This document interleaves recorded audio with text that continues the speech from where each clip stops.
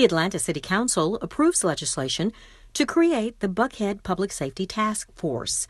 The group will include 18 members and work to enhance safety in Buckhead. The council approved legislation honoring the University of Georgia's football team, the university, and Bulldog fans on their successful 2021 season and national championship. The council greenlights a resolution requesting the city's chief operating officer and the Atlanta Department of Transportation present an account and reconciliation against the project list of completed and planned infrastructure bond and transportation special purpose local option sales tax TSPLOST projects at the Transportation Committee meeting February 16, 2022.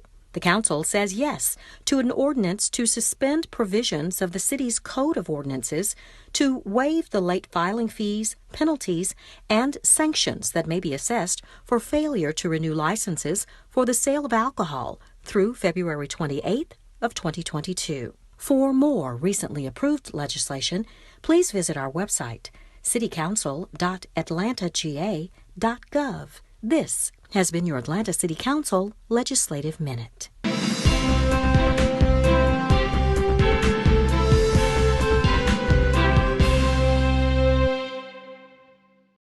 Until the bright day of justice emerges.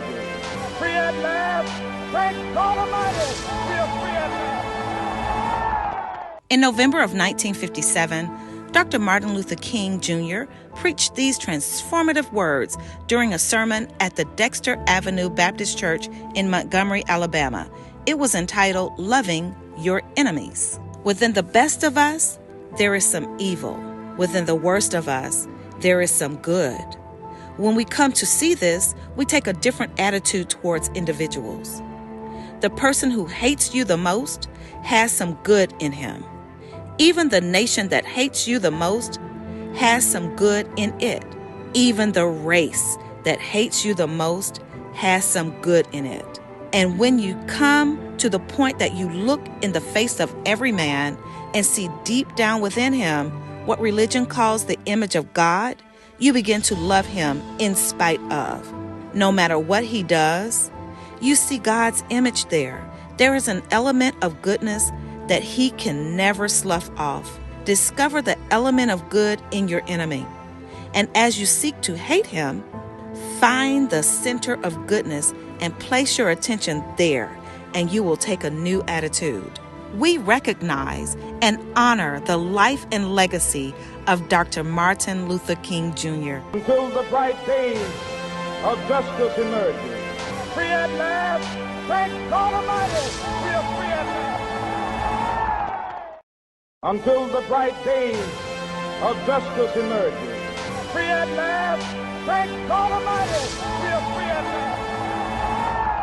Dr. Martin Luther King Jr. shared these words during his Nobel Peace Prize acceptance speech in Oslo, Norway, back in 1964. I asked, why is this prize awarded to a movement which is beleaguered and committed to an unrelenting struggle, to a movement which has not won the very peace and brotherhood which is the essence of the Nobel Prize? After contemplation, I concluded that this award, which I receive on behalf of the movement, is a profound recognition that nonviolence is the answer to the critical, political, and moral question of our time, the need for man to overcome oppression and violence without resulting to violence and oppression. We recognize and honor the life and legacy of former District 3 resident Dr. Martin Luther King Jr. Until the bright day of justice emerges. Free at last, thank God Almighty, we are free at last.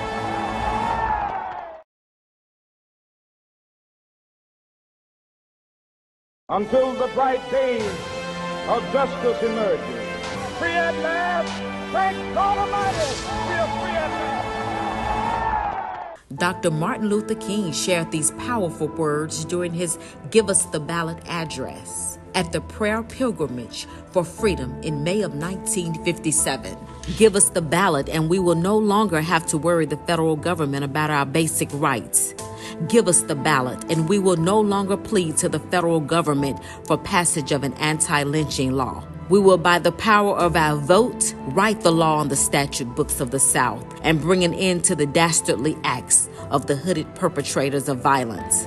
Give us the ballot, and we will transform the salient misdeeds of bloodthirsty mobs into the calculated good deeds of orderly citizens. We recognize and honor the life and legacy of Dr. Martin Luther King, Jr. Until the bright day of justice emerges. Free at last! Thank God Almighty! We are free at last!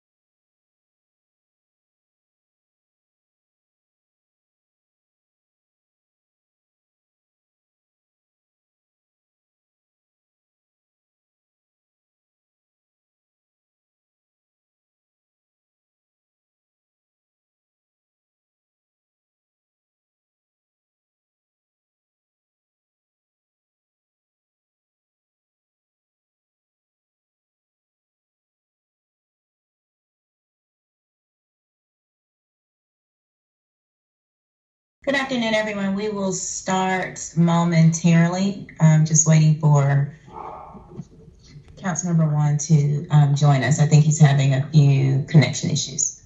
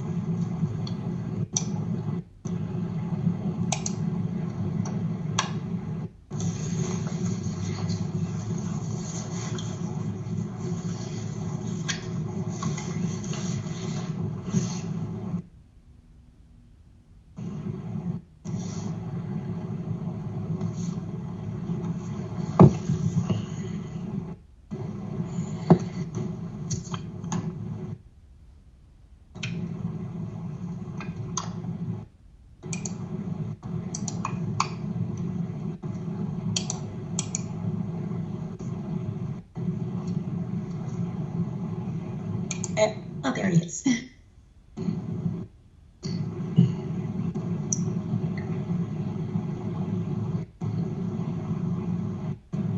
You're on mute, council member.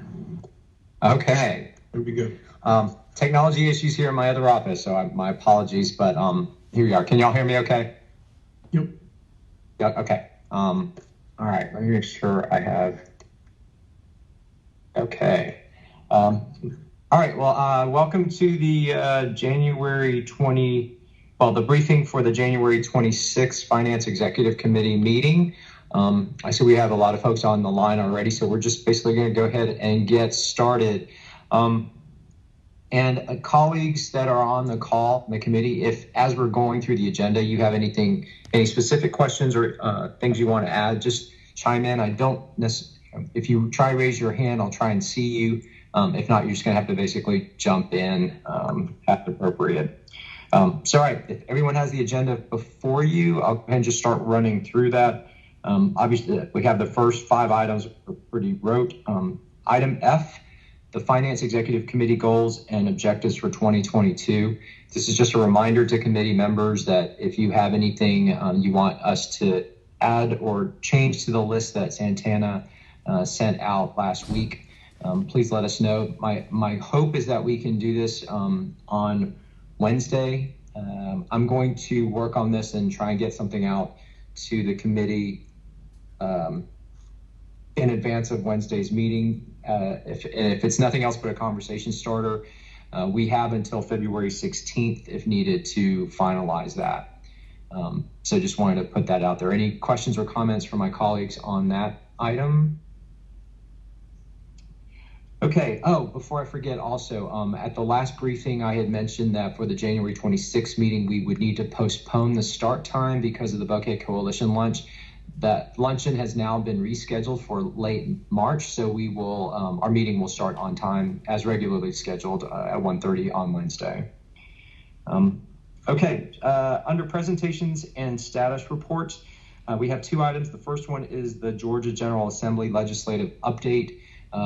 Is there anyone from the mayor's office that can confirm that you'll be ready to speak to this on Wednesday and give us an update? Okay. If anyone can relay this up, obviously the topic at hand is city matter, any sort of updates that we can get on that, as well as updates on our legislative packet. Councilmember Waits, this would also be a great opportunity if there were other items that you saw that you wanted to refine or add or change.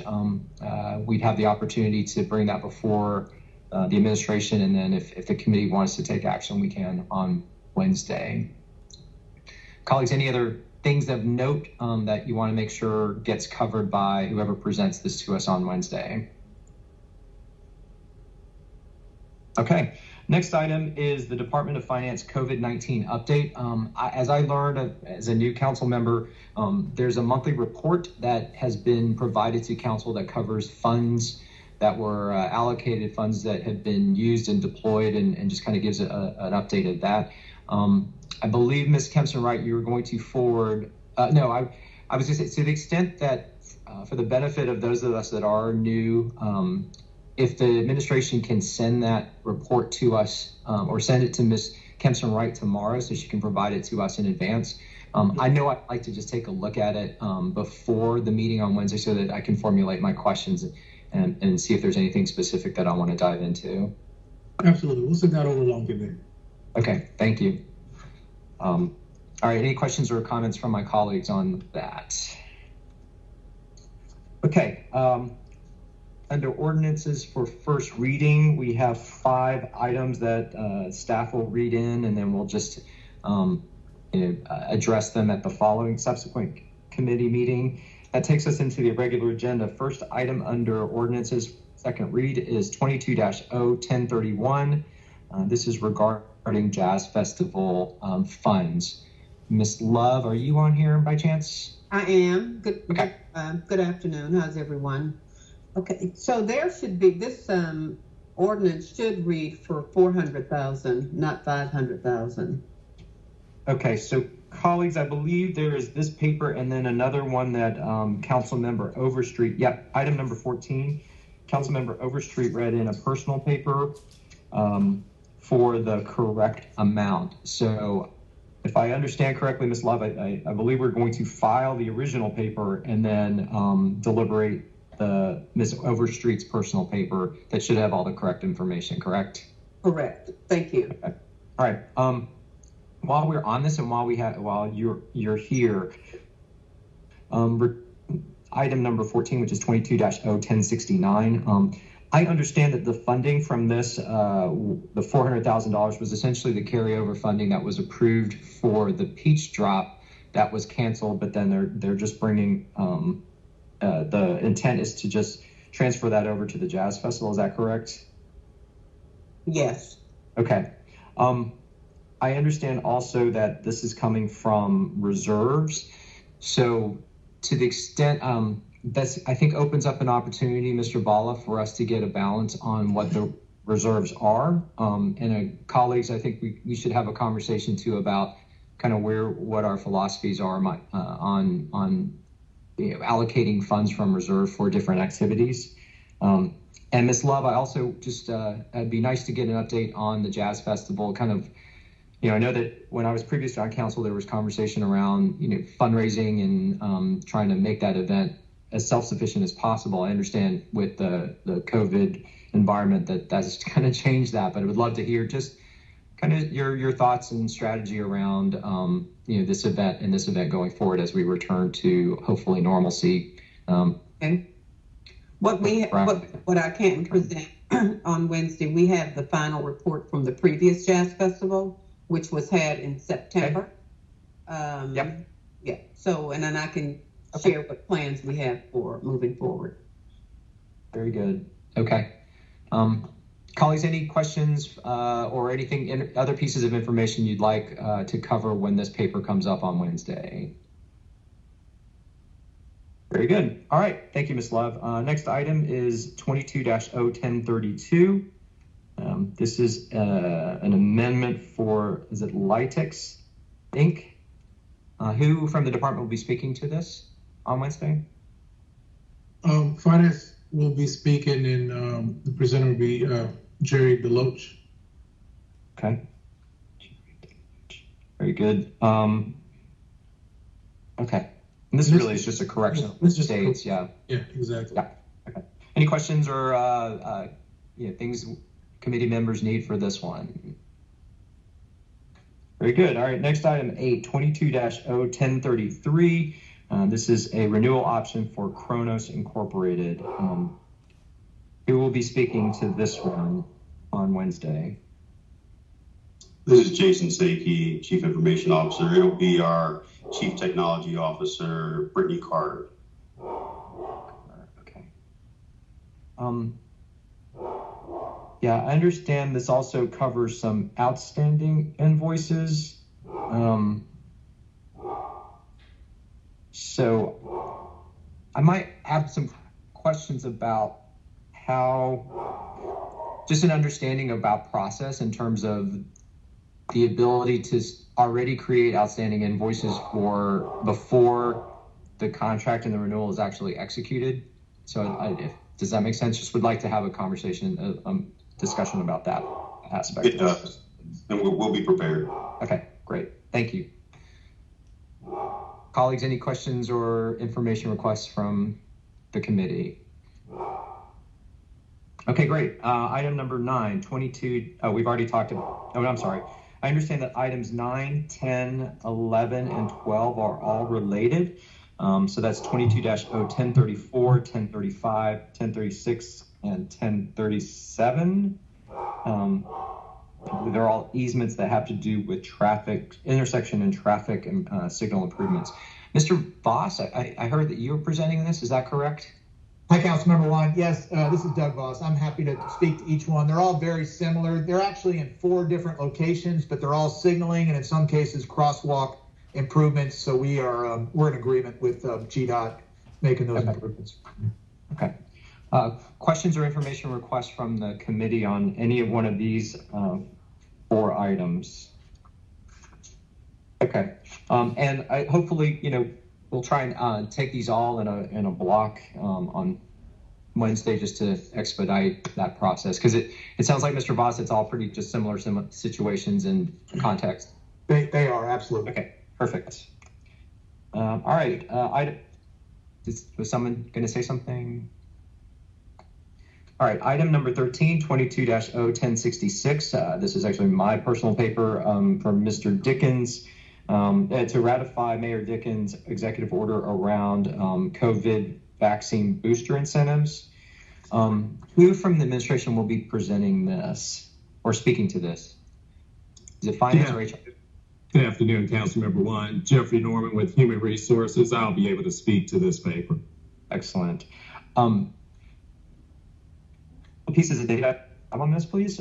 First one is, obviously this covers a period of time already passed and then a period that is coming forward. I'd be curious to see what costs we've incurred already for the historic piece of this, and then what we're projecting to expend going forward.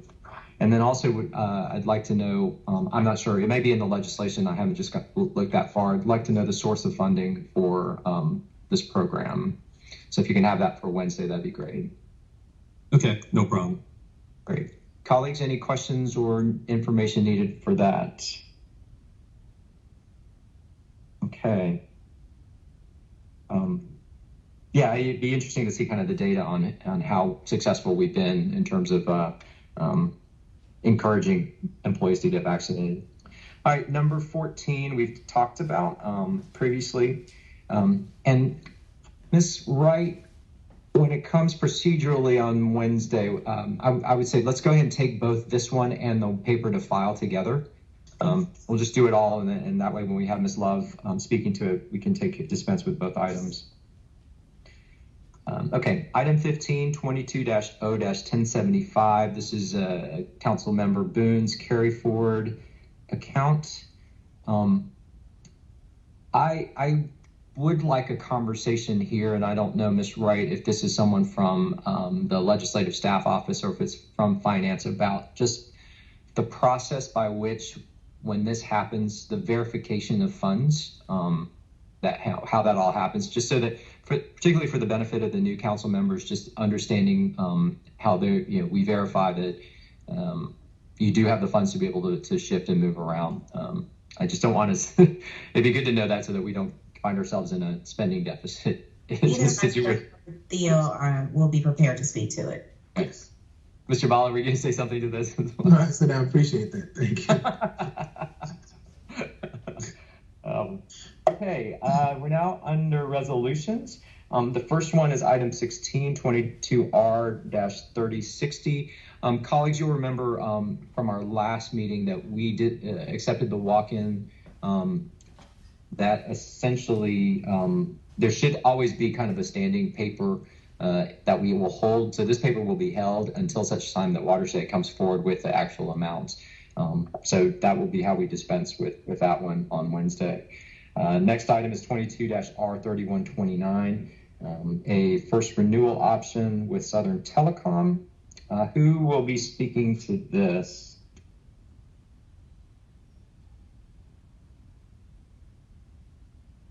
Is someone from AIM? Good afternoon, this is Brittany. However, I do believe we are actually going to hold on that. Okay. All right, I will make that note then. Thank you. Thank you, sir. Yep. Item 18, 22-R3130. This is task order for work at Fire Station 12.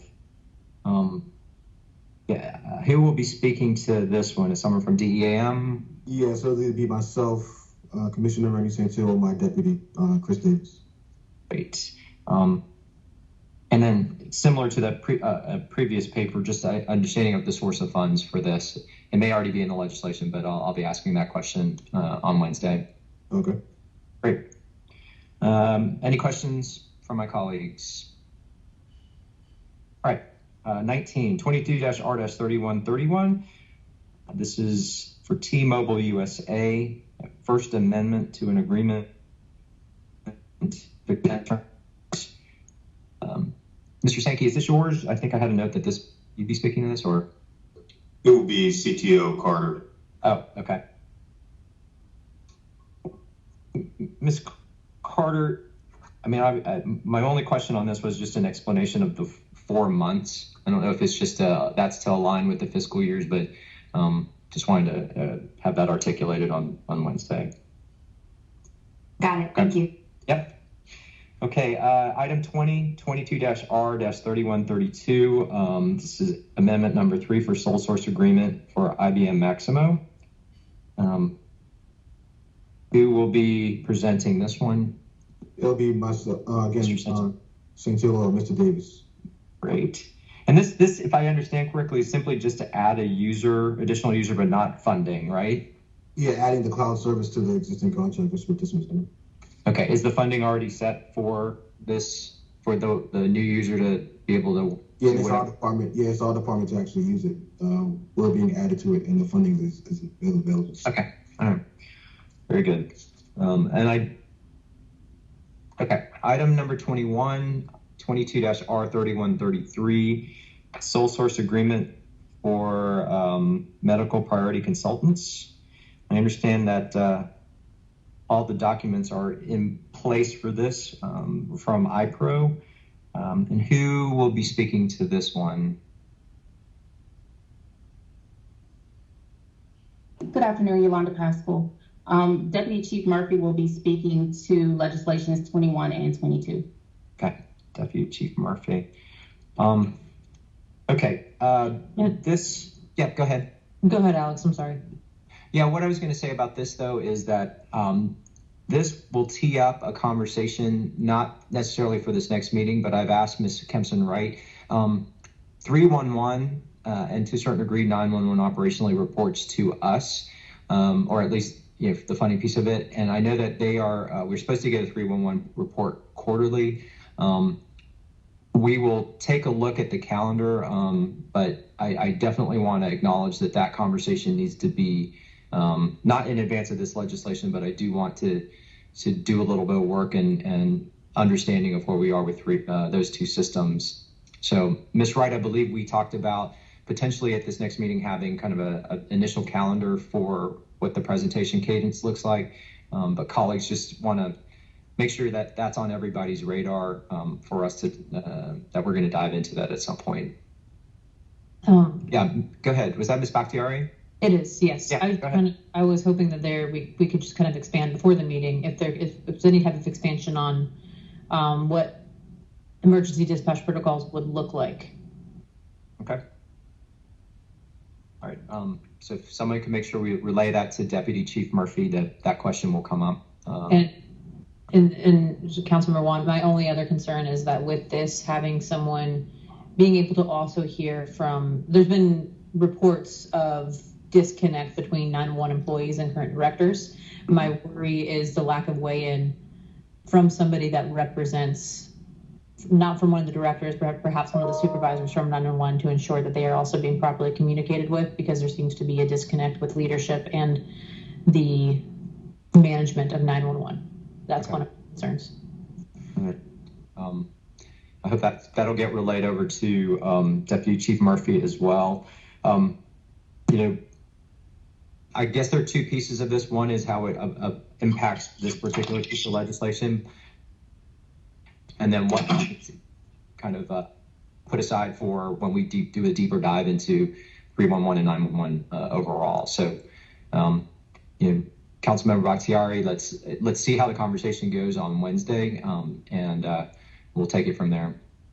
So thanks for the question. Yep, looking forward to it. Thank you all. Yep. And then 22R3134, again, that'll be Deputy Chief Murphy, and it's a special procurement for canine veterinary services. So any questions or information from committee needed on this one? Yes, if there can just be like regular routine visits by the canine unit to council, that would be deeply appreciated. Just bring them on by. All right, so that takes us to papers held in committee. We have two. I understand Mr. Bond's paper, the author would like to continue holding that and then include it specifically with our budget, FY23 budget conversation. So that we won't need to do anything with that. And then I understand that the other item 22-R3048, and this is with municipal court utility project with Georgia Power Company. We still don't have all of the documentation we need from an iPro. Santana, is that correct? Okay, all right. So I don't know if the department or agency is ready to go on this. If so, we'll need to make sure we get that documentation, ideally by tomorrow. Again, the practice of if there's supporting documents required, we need that 24 hours before deliberation in committee. Does anyone from the department know if this will continue to be held, or if there's any intent to bring this forward on Wednesday? Okay. Which department are you asking? I'm not sure. It's DEAM's. Yeah, it's us. It's us that's putting it in, but we haven't heard anything from the Inspector General on if the iPro is ready or not. We haven't heard it. Okay. All right. Okay. Well, if we do get the documentation by tomorrow, we'll be ready to go. If not, we'll continue to hold on this one. Councilmember Juan, this is Michael Jones, the iPro manager. I'm sorry for interrupting you. That's okay. Yes, we're still waiting on some additional documentation. We're in communication with the Department of Procurement to resolve some of the outstanding items. I'm actually performing the review myself, so there's some items that still need to be resolved before we can issue the report. Right. I appreciate that. So we'll continue to hold that until those get completed. All right, committee members, that takes care of the agenda. Committee members, does anyone else have anything in preparation for Wednesday's committee meeting? Seeing none, what about the departments? Anything else that we did not discuss or cover in briefing? Okay, very good. Thank you. This was helpful. We'll see everybody at 1:30 on Wednesday. And again, Ms. Wright, you'll get some information out to committee members in advance of our meeting, right? Okay. All right. Have a great afternoon, everybody. Yep. All right. Thank you.